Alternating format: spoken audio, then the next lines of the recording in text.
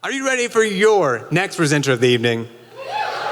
Okay, your next presenter, Haley Briel, has been living in Madison for about 10 years. She moved here for graduate school, has stayed since. She is an instructional designer with the College of Engineering, helping those professors actually teach even better. I mentioned she likes horror movies. She also likes to run, get tattoos, have fun, and her local claim to fame is co-hosting Madison's Nerd Nite. And having presented there, gone a lot of times, it is a blast. Yes, you can hear about someone doing science, and you can also hear about the history of Legos, Final Fantasy, whatever you could dream up, and you yourself could also present it sometime too.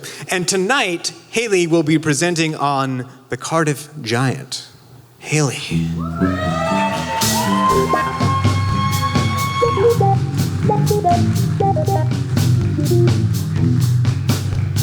All right.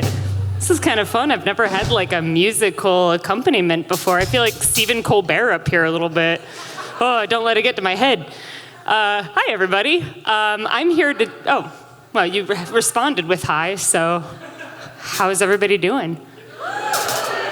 Awesome. I'm so excited to be a part of this event. I love Wisconsin Science Festival. I love showing people that science can be fun.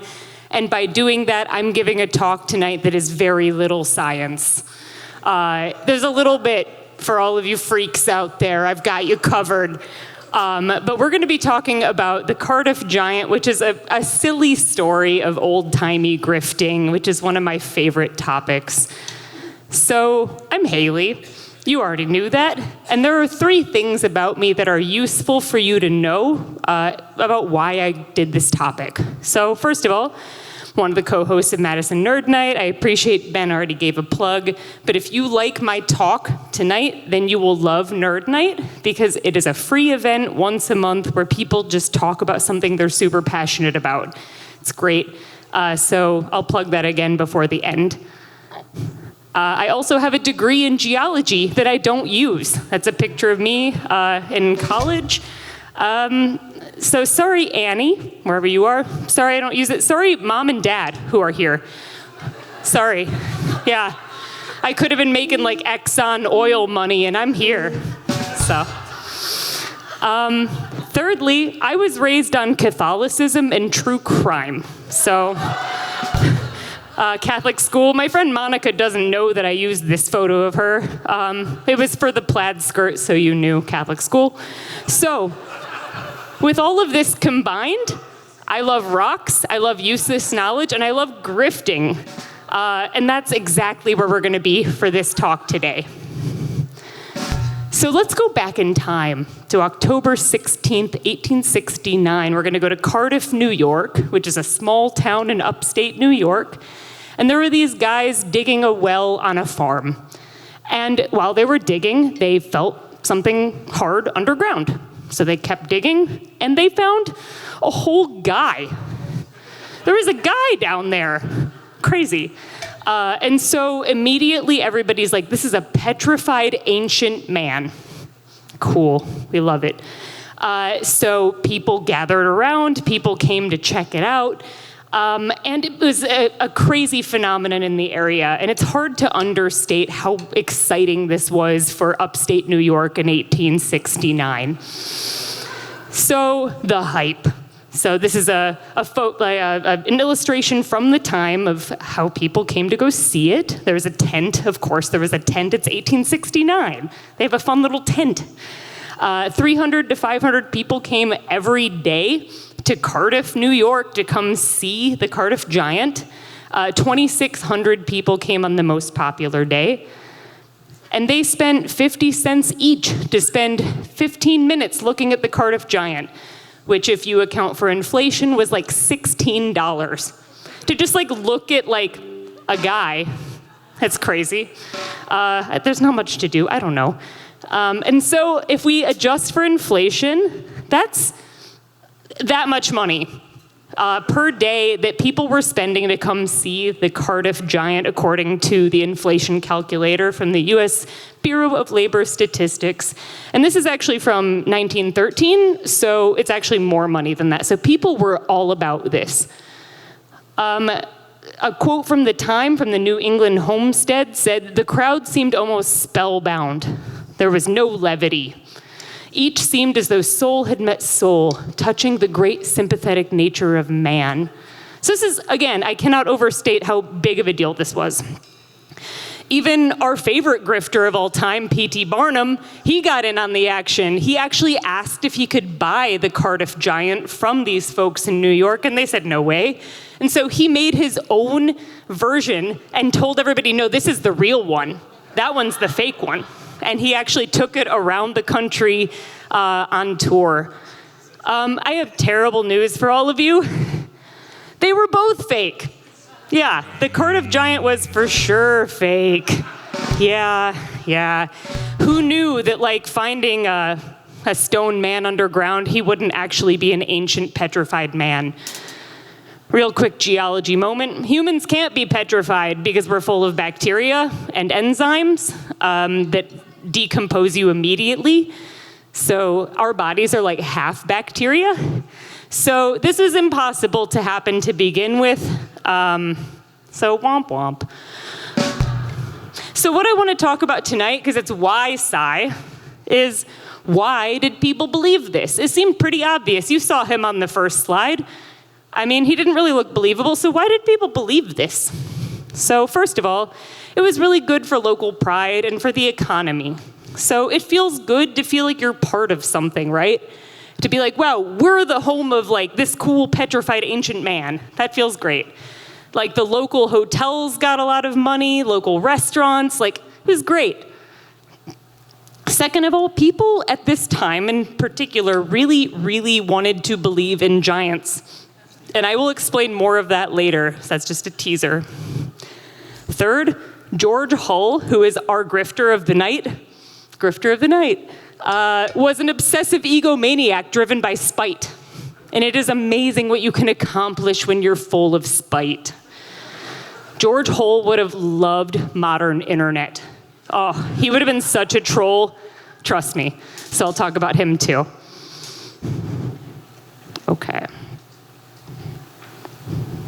Okay. So you all probably know who that is. I teased it. Who is that? Does anybody know? Darwin, yeah. Charles Darwin. So this guy was like a major celebrity at this time. So this betrays a little bit of why people were excited by giants, because science was a big deal at this time. Everybody was stoked on science. This was after the Civil War. This was the Gilded Age. People wanted to like explore, discover. People hadn't discovered plate tectonics yet. So everything from the last presentation, we didn't know any of that. We were digging up bones, figuring stuff out on the fly. It was like kind of a like heavy metal time to be into science. But that being said, that there were people who had, devout beliefs and believed in biblical literalism, and they were trying to figure out how they could make science reconcile with the literal interpretation of the Bible. They really wanted both of those things to be able to be true at the same time, so they were looking for evidence to prove that the Bible was real. And if you follow biblical literalism, you believe that humans were very tall in the early world. There's one verse in Genesis that talks about giants. And so people took that and ran with it. They were like, Adam must have been like crazy tall. Noah was crazy tall.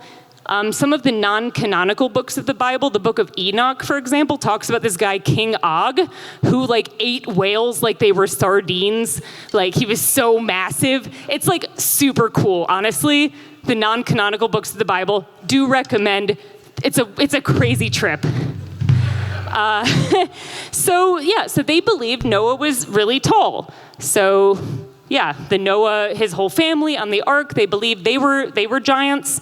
And actually a lot of churches in the early Christianity would put bones of giants in front of their buildings to show parishioners like, look, we are connected to the lineage of Noah. Like, we are part of that whole legacy of giants. We support giants. These bones, in actuality, were probably from elephants or mammoths or whales. But they were like, look, we've got one of Noah's bones. You should come to our church.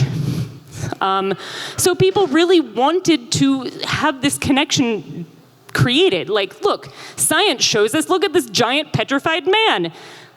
Look, the Bible says there were giants. They can get along. Feels good. Which brings us to George Hull. Okay, just based on his face, this guy's he's a maniac. He was a cigar salesman, and everything I read about him was absolutely batshit. So he was an inveterate rogue, according to one thing I read. He was a confirmed scoundrel. I hope that's written about me someday. One of you, get that figured out.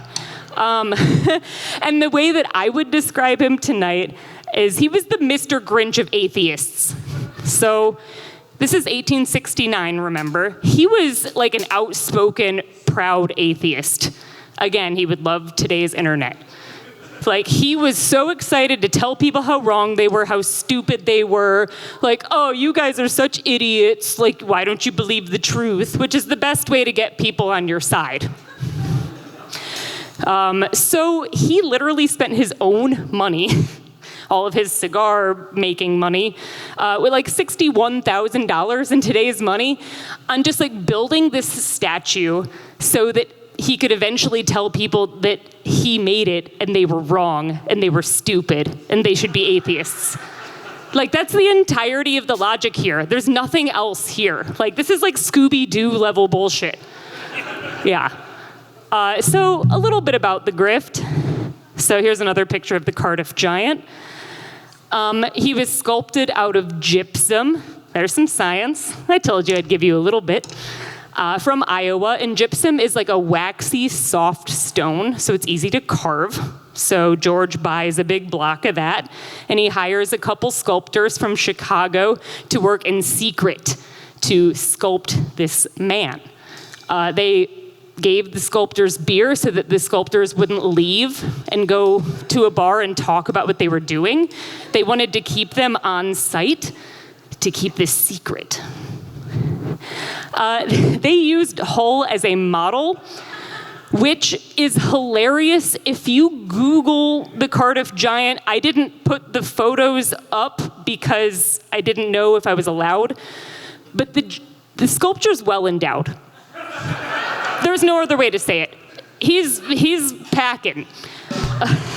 And I have to believe that George was like, hey guys, this is modeled after me, so, $61,000 in today's money, okay? I think he deserves it. Yeah. It originally had hair and a beard, and a geologist told him those things wouldn't have been able to be petrified, so that's not scientifically accurate. But between us, his junk also would not have been petrified, and George didn't really seem to care. So, I don't know. And when they finished making it, it was too fresh looking, it was too new looking. So they poked it with needles, which was kind of like a meat tenderizer. Click. Click. All right. There, like that. Like you've never seen a meat tenderizer before. I had to show you that image. So they had like a block of wood with nails in it that they gave him pores. And they rubbed him down with sulfuric acid and sandpaper. And then they buried him at the farm, because this was George Hull's cousin, where the farm was. They buried it there. They waited a year. Then they hired these guys to dig a well. And they waited. So eventually, after everybody was super hyped about this giant, scientists were like, okay, there's no way, this doesn't make sense. There isn't even a reason to build a well where they built a well. This is layers deep of how stupid this is. This is clearly not true. And so finally George, which I imagine he was full of glee, oh no, it was all made up. Are you all atheists now? I don't know how that panned out. There's no data about how that worked. But yeah, so people discovered it. It wasn't true, but it has gone down in history. So, where's the big guy today? The big guy meaning his body is big. I know I made jokes earlier, just talking about his whole Yeah, everything. He's in New York. So if you go to Cooperstown, New York, you can go to the Farmers Museum and you can see the Cardiff Giant on display. And before I leave you all tonight, I want you all to muse over a final quote that I think is relevant to science and to life from our boy, P.T. Barnum. The common man, no matter how sharp and tough, actually enjoys having the wool pulled over his eyes. So we can all take a little time to think about, when do we just want to have fun and just believe things? When should we be using a more critical eye? It's always good to look inward on those things. And if you enjoyed this talk, like I said, please come check out Nerd Nite Madison. Our next event is next week, October 29th. We're having a Halloween costume contest. So it'll be pretty fun, some topics. But thank you again to Wisconsin Science Festival, to the awesome band, to everybody here. This has been so much fun. Thank you so much.